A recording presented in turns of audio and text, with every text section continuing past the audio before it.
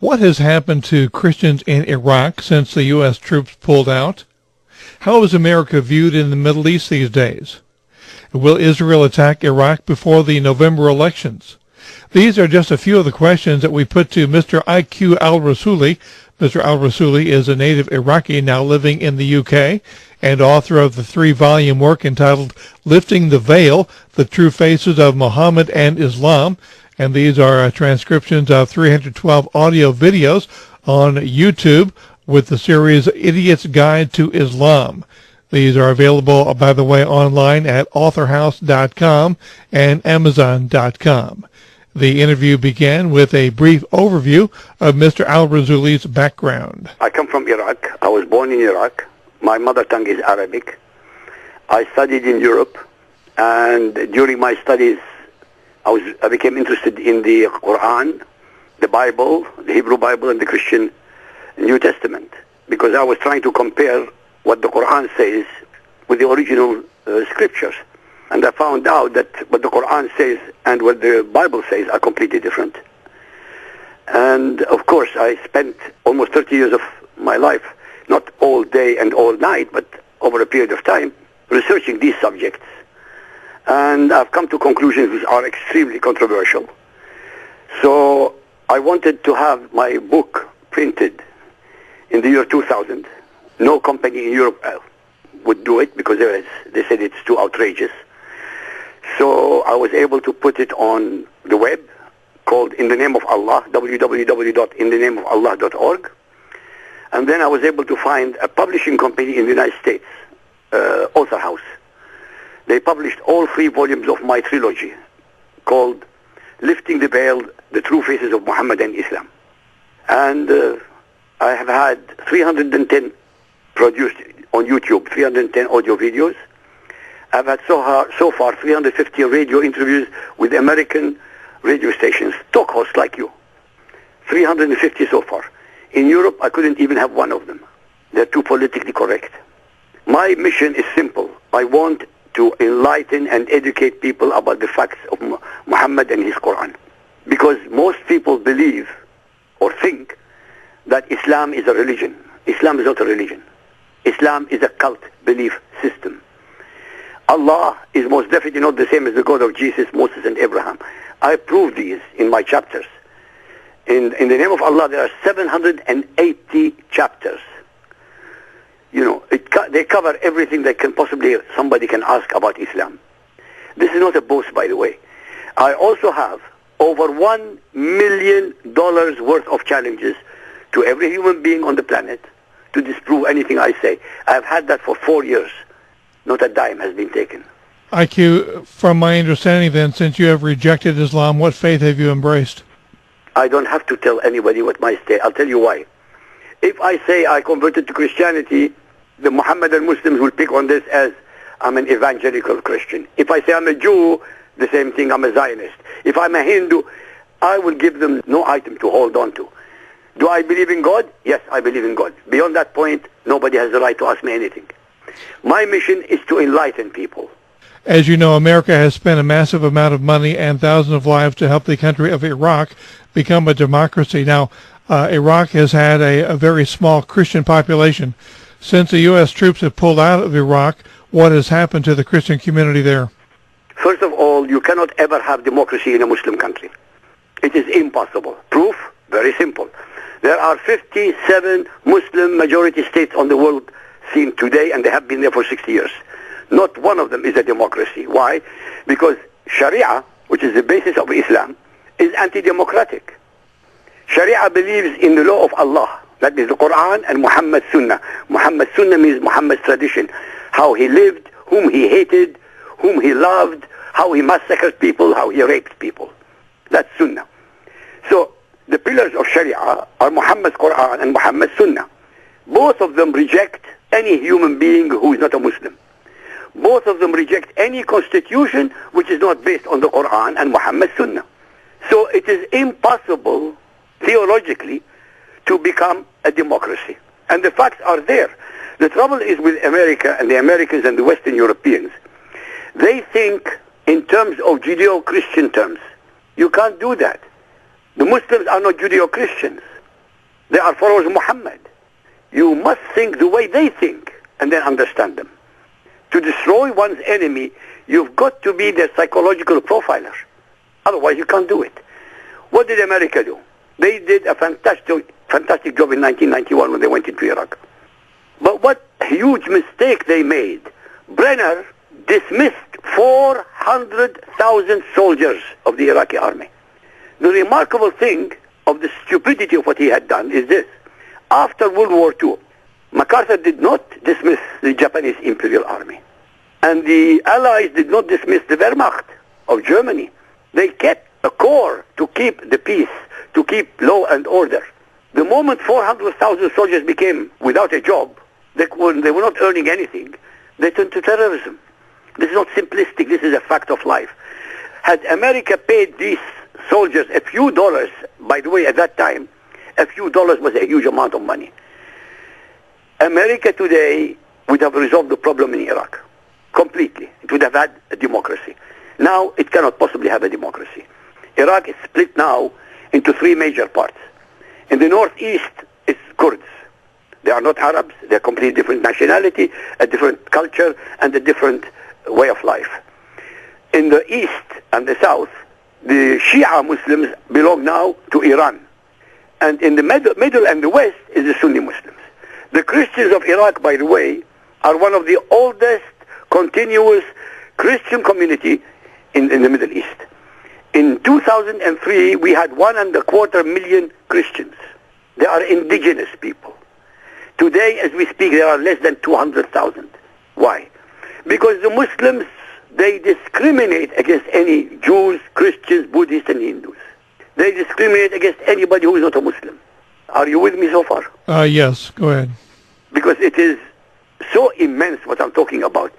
It is beyond the comprehension of Western mind.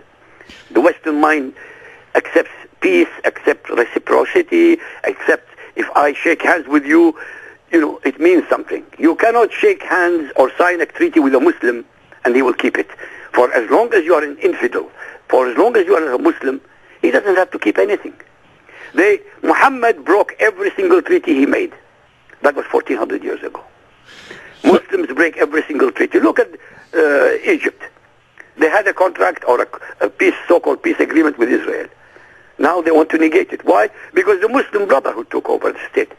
Who allowed the Muslim Brotherhood? Obama.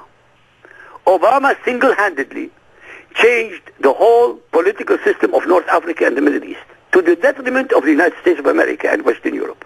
It just doesn't make sense. So the Christians are being persecuted in every Muslim country. Now, because of this stupid video that the Muslims use as an excuse to massacre other people, they want actually to exterminate the Christians of Egypt. For those who are listening, the Christians of Egypt are the actual descendants of the pharaohs. And the ones who are trying to destroy them are Arabs who conquered Egypt. They are not natives of the nation. The media will never tell you these things. The media will never tell you the truth. I was in the United States for 9 years. I lived in the United States for 9 years. I should know. The Western media, the left-wing Western media will never, ever tell the American people the truth. So then you're saying that the Christian community in the Middle East is in a very insecure, unsafe position. Unsafe is not even the word. They are going to be exterminated. If not exterminated, they are going to be hounded out of their countries. This is not a joke.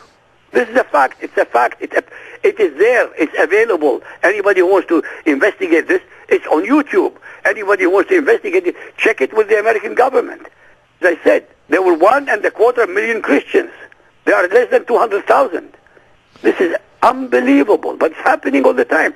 They're persecuting the Christians in Sudan, in Somalia, in Nigeria, in Malaysia, Indonesia, in Pakistan. I mean, you can name 57 Muslim states and they're persecuting them. And what's happening? The Western Christians are not saying anything. Nobody is saying anything. Obama is not saying anything. Hillary Clinton is not. In fact, Obama and Hillary Clinton are apologizing. Why are they apologizing? To whom are they apologizing? Islam is the most racist cult belief system that has ever existed on the face of the earth. Anybody who wants to argue with me or discuss it with me or try to disprove me, please do so. I'll be more than happy to answer you. I can prove my points in less than 10 minutes, based entirely on the Quranic verses. In less than 10 minutes. We are speaking with Mr. IQ Rassooli. IQ, let me just ask this. Since you are not an American and you live outside of America, how is America now being perceived in the Middle East? As a piece of garbage. And I'm not being nasty. You see, people respect the powerful. They don't have to love them. All they need to do is respect them. Obama gave up all this respect.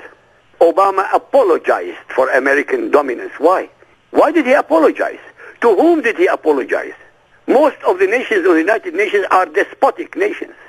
Why should America apologize to anybody? America is the greatest democracy that has ever been conceived. And I'm a foreigner. And I believe that the American Constitution is one of the best documents ever conceived by the human mind. Within the American press, a distinction has been made between Islam and radical Islamists. Is this a correct distinction? Absolutely not true. There is no, let me put it mildly, there is no shades in Islam. A believing Muslim, whether he is in the United States in America, he lives in America, or he lives in Europe, or India, or Israel, or China, cannot possibly have any loyalty to the constitution of these countries. Why? Because they're not Islamic. He cannot even be loyal to the people of the United States of America or to Europe. Why? Because they're not Muslim. Look what's happening in Europe. Many cities in Europe, and Europe is mostly a Christian landmass. Many cities, Europeans, French, German, Norwegian, they cannot go into their cities in certain areas because it's run by Muslims. It's under Sharia. It's obscene. What is happening is obscene. The trouble is that most people are not doing anything. I mean, the American people, they should be outraged. The Muslims say their prophet was insulted. Really? He wasn't insulted. The movie that they're talking about was telling the facts, by the way. I watched it, 74 minutes long. It is a garbage movie. Absolute garbage. A 9-year-old could have done a better job. But the contents are correct. What was Muhammad? A mass murderer, a child molester and rapist, a serial murderer, a thief, and the head of an organized crime syndicate. Who proves it? Their own scripture proves it. I know it sounds outrageous. I know it sounds unbelievable. But all I ask to people is, Google my name, Al-Rassooli, A-L-R-A-S-S-O-O-L-I, and try to prove me wrong. That's all. It's very simple. If I am boasting, if I'm a hot air balloon, pinprick it, bring it crashing down to the ground. It cannot be done, sir. It cannot be done. I didn't spend 30 years of my life researching and coming to these conclusions to have any human being go against me and win. It cannot be done. Why? Because I base it on their own scripture in Arabic, my mother tongue. IQ, how do you evaluate the recent violence against the U.S. embassies around the world, and what can we expect in the future? You expect the same in the future. Why? Because America has not done anything to against them. By the way, attacking an American embassy is an act of war. How come nobody's doing anything? It's an act of war. This is inviolate territory. And who's not protecting it? The very states that America has been helping with billions and billions of dollars are the ones who are allowing those murderers to do it. And Obama is against Israel. The only ally that Israel has between the Atlantic and the Indian Ocean, he's against them. There is no sense anymore. There is no logic anymore. There is no justice. There is no morality. Everything is upside down. Is any of this activity tied to the upcoming presidential elections in America, or is this just coincidental? No, not coincidental. What they did was to remind America on 9/11 that Al-Qaeda is alive. Panetta, your Minister of Defense, or whatever he is, and Obama were saying that Al-Qaeda is nearly finished. Al-Qaeda cannot be finished. I'll tell you why. Every Muhammadan believing Muslim is Al-Qaeda. It's not outrageous. It's a fact. Just because somebody is not strapping bombs on their body and blowing everybody else up doesn't make him a decent and law-abiding citizen. It's just a matter of choice. They go to the mosque. What do they learn in the mosque? Every Friday, in every mosque, in every country on earth. What do they hear from the Imam? How to hate anybody who is not a Muslim. Don't take my word for it. Challenge me. Is this type of teaching spread throughout what is happening in the mosques in America as well? In every mosque. It's irrespective of any mosque. They have no choice. With all due respect, John, listen. In a church, what do they read? They read from the New Testament or the Old Testament. True or not? True. Okay. So the congregation learns from these books. What do the Muslims learn in the mosque? From the Quran. What does the Quran say? I mean, what does the Quran give them? Hate, hate, hate. Okay. It is very difficult for people to believe me. May I recite a few verses for you? Yes, please. Okay. I'm going to recite in name, chapter, and verse. Al-Ma'idah is the name of the chapter. Chapter 5, verse 51. It says, O ye who believe, Muslims, take not the Jews, in Arabic, Yahud, and the Christians, Nasara, for your friends and protectors.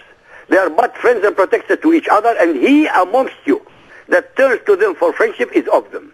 Do you know what that means? Any Muslim in America, in Europe, who becomes friends with Christians and Jews becomes an apostate.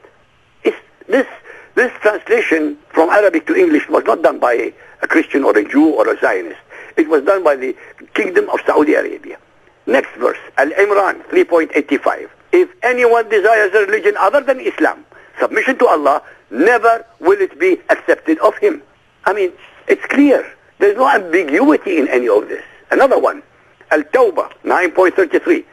It is He, Allah, who has sent His Apostle Muhammad with guidance and the religion of truth, Islam, to proclaim it over all other religions. By the way, these verses remind me of Hitler's Mein Kampf, the Nazi master race creed, exactly the same. I mean, these are what they are learning in the mosque. So what are they supposed to do? You tell me. If these are the instructions from Allah, their God, what are they supposed to do? Nobody is born evil. Muslims are not born evil. They are indoctrinated to be evil. They have no choice. All I ask from people who don't believe me, Google my name, check me out. You can email me. It's very simple. I get thousands of emails. Most of them supporting me. A few of them want me dead. What do you think in the near future will happen in and to America regarding its relationships with the Middle East? America in the Middle East is finished. It's finished completely. There's nothing. What are they going to do? They're going to take. They have to leave Afghanistan. The relationship with Egypt is gone. The relationship with Libya is in shreds. So the only people who have any relationship with America at the moment are Saudi Arabia, Kuwait, Qatar, and Israel. Do you think Israel will initiate a preemptive strike against Iran before the November elections here in America? My belief, my understanding, if they think Obama is going to win, they will unleash the war. Yes, they have no choice. Because Obama supports Islam. Every single leader in Iran, publicly and in the United Nations, said he wants to exterminate the state of Israel. And nobody said anything. Nobody said anything. What do you expect the Israelis to do?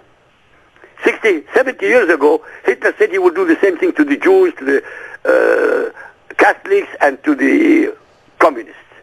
Nobody believed him. What did he do? He did exactly what he said he would do. If people don't learn from history, they are doomed to repeat it.